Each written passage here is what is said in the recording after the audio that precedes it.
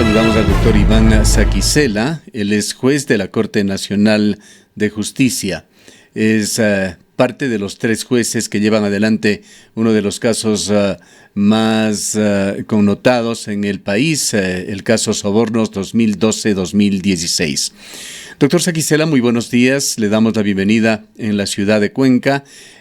Quisiéramos conocer su punto de vista sobre esta suspensión que ha sufrido el sistema judicial ecuatoriano. Acabamos de hablar con uno de los vocales del Consejo de la Judicatura, el doctor Jorge Moreno, quien ha explicado los alcances de esta suspensión y esencialmente los únicos casos que seguirían atendiéndose son aquellos de flagrancia, pero ha dicho también aquellos casos en los cuales el tiempo puede ser fundamental porque podrían quedarse sin efectos los esfuerzos que ha venido haciendo la justicia para juzgarlos, deberían ser debidamente atendidos. Quisiéramos conocer su punto de vista y particularmente aquella información relevante con el caso más importante que Ecuador ha venido siguiendo y que está en sus manos, Sobornos 2012-2016. Bienvenido.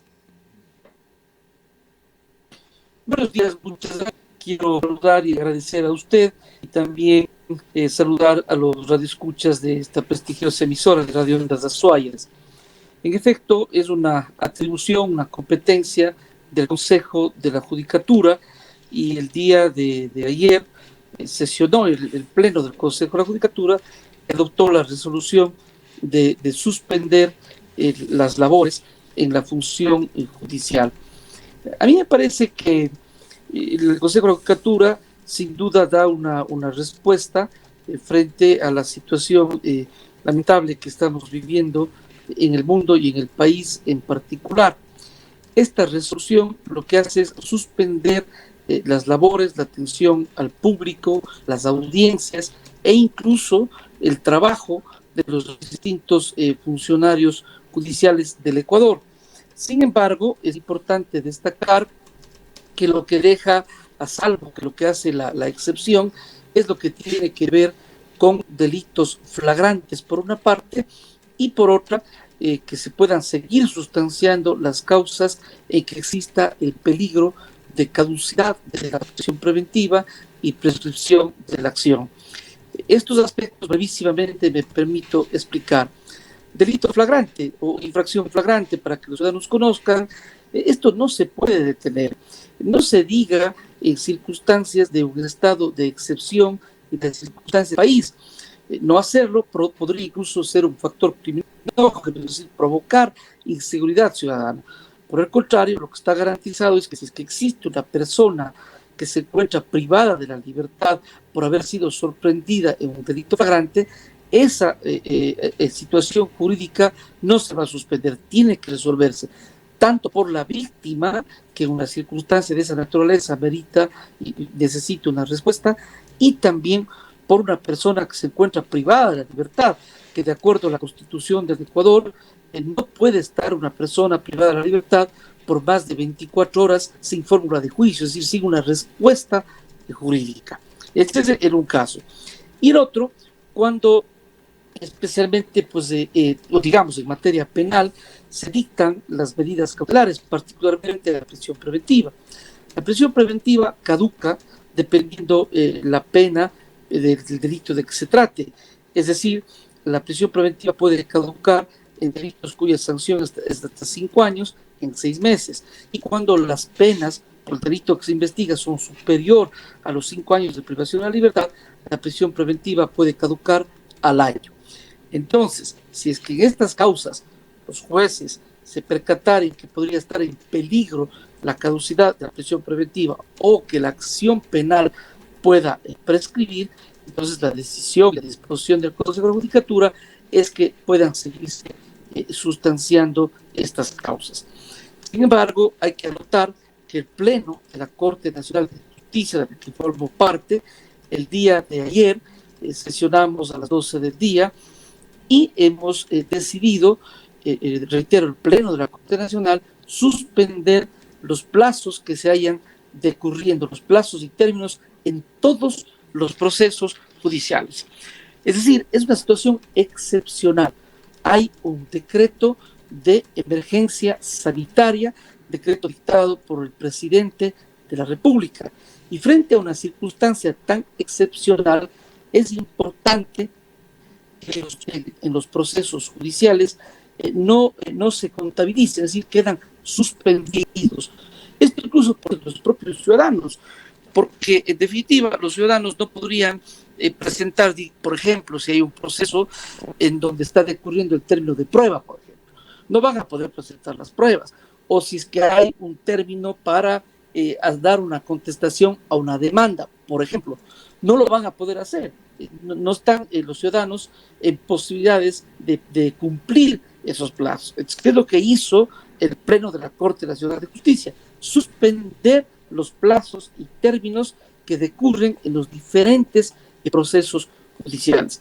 De esa manera, aclárenos, doctor Sakisela, con esta suspensión lo que se lograría es dilatar estos plazos. Esto, a ver si me escuchó, porque estamos a través de la internet y tenemos un pequeño retraso en el sonido. Le preguntábamos si es que esta decisión postergaría los plazos, es decir, estos plazos se extenderían en los distintos casos judiciales. Es decir, es eso, se extienden. Eso quiere decir que no se van a contabilizar los días que están transcurriendo durante el estado de excepción. Eso es lo que significaría. Y como digo, eso es para no perjudicar a la Administración de Justicia, porque de lo contrario, pues, por estas circunstancias excepcionales, podrían prescribir las acciones, caducar las prisiones preventivas, y en lo que respecta a los propios ciudadanos, iría en su perjuicio, porque los ciudadanos podrían prescribir sus causas, caducar los plazos, presentar demandas, contestar demandas, presentar pruebas, en fin. Y claro, es una circunstancia muy excepcional y por lo tanto se haya... Doctor Sakisela, las prisiones preventivas podrían dilatarse. ¿Y cómo funcionarían aquí los habeas corpus? Sé que es una pregunta que va a tener muchas aristas para ser contestada por los diferentes tipos de casos que puedan presentarse, pero en términos generales sí nos puede dar una respuesta. A ver, en esta materia lo que se ha resuelto por parte de la Judicatura y por otra parte la Corte Nacional de Justicia es de que cuando hay un peligro de caducidad de la prisión preventiva, esas causas es la excepción, es decir, deben seguirse sustanciando. Esa es la excepción que ha hecho el Consejo de la Judicatura. En lo que respecta al caso específico Sobornos 2012-2016, ¿cómo va a verse afectado? Esa ha concluido en su sustanciación. Vale la pena brevemente indicar que este proceso, como cualquier otro, ¿no? En términos generales, un proceso penal se sustancia primero con una instrucción fiscal. Al término de la instrucción fiscal o investigación existe una audiencia de evaluación y preparatoria de juicio. Al finalizar estas hay dos posibilidades: se llama juicio o se dicta sobreseimiento. En este caso se llamó a juicio. Y por último llego a...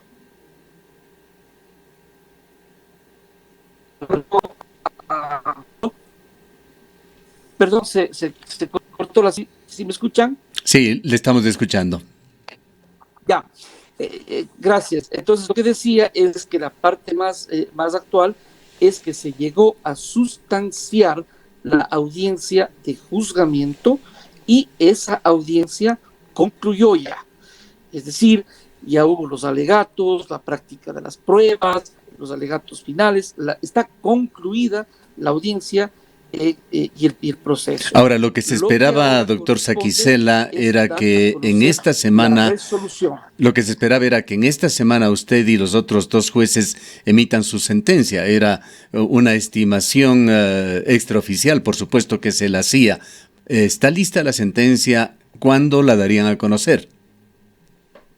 No tenemos la fecha, precisamente por las circunstancias que estamos viviendo en el país y por el decreto dictado por el presidente de la República. Este momento no podríamos tener una fecha.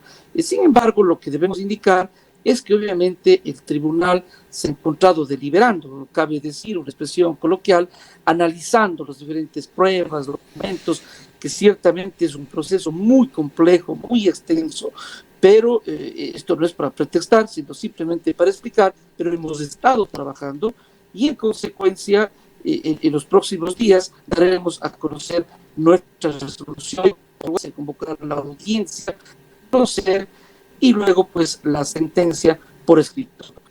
Sobre otro caso en el cual usted estuvo en las primeras instancias también, doctor Saquicela, el caso Singue, que estaba ventilándose ya en estos días, entendemos que se ha suspendido la audiencia de juicio que estaba previsto para esta semana. ¿Qué nos puede decir con respecto a la continuación de este caso que involucra también al vicemandatario, ex vicemandatario de la Nación, ex vicepresidente, al señor Glass? En el caso de esa audiencia, bueno, yo no formo parte de ese tribunal, yo hice a juicio, pero naturalmente como parte de la Corte Nacional, conozco que ese caso, esa audiencia de juzgamiento, que es la etapa final del proceso, está suspendida. Yo conozco y me imagino que una vez que se supere la emergencia sanitaria y en cuanto podamos volver a las labores de la Corte Nacional de Justicia, se ha de convocar una vez más para reanudar la audiencia, porque esa audiencia ya inició, quedó suspendida, pero se reanudará y obviamente hasta que llegue a concluir la audiencia de juzgamiento. Algo que es importante indicar, que de acuerdo a la Constitución del Ecuador, existen ciertos delitos que son imprescriptibles, como precisamente los que nos ocupan, esto es el peculado, el cohecho, la concusión, son delitos imprescriptibles y que pueden ser juzgados en ausencia. Esto es por imperativo de la norma constitucional. En el caso del llamado caso sobornos, el delito que ha acusado la Fiscalía es el de cohecho. Y en el caso del llamado caso Ocampo Singue, el delito es de peculado. De la misma manera, imprescriptible y puede ser juzgado en ausencia a los procesados. ¿Algo más que quiera agregar para nuestra audiencia en el austro del país y nuestra audiencia global a través de la Internet, doctor Saquicela? No le escuché, perdón, en su última parte. Cualquier otra cosa que desee usted añadir para nuestros oyentes. Muchas gracias. Bueno, nada más pues que decirles que nosotros como jueces de la Corte Nacional de Justicia sin duda estamos cumpliendo funciones muy delicadas, decir a los ciudadanos y a las ciudadanas que solamente tengan la absoluta certeza que nosotros actuaremos en derecho. Yo leo, y con todo derecho los ciudadanos tienen diferentes opiniones, algunas quizá un poco, digamos, que responden a intereses partidarios de una o de otra tendencia, pero aún así respetables, porque son derechos de los ciudadanos. Pero lo que a nosotros corresponde simplemente decir que actuaremos en estricto derecho. Y eso no es una virtud, es nuestro deber. Esa va a ser nuestra respuesta, como en todos los casos. Por ahora, obviamente, yo personalmente estoy ya en la ciudad de Cuenca, estoy en casa, como se ha recomendado. Creo que debemos todos los ciudadanos, los azuayos, los cuencanos, los ecuatorianos, cuidarnos mucho, proteger a nuestras familias. Yo estoy haciendo lo propio. Esperemos que pronto pueda superarse esta emergencia sanitaria por el bien de las vidas y de la salud de todos los ecuatorianos, en este caso de nuestro país. En cuanto eso se supere, retomaremos nuestras actividades, nuestras labores normales y, como digo, pues simplemente para actuar en justicia, que es lo que es nuestro deber y es lo que esperan los ciudadanos. Eso es lo que...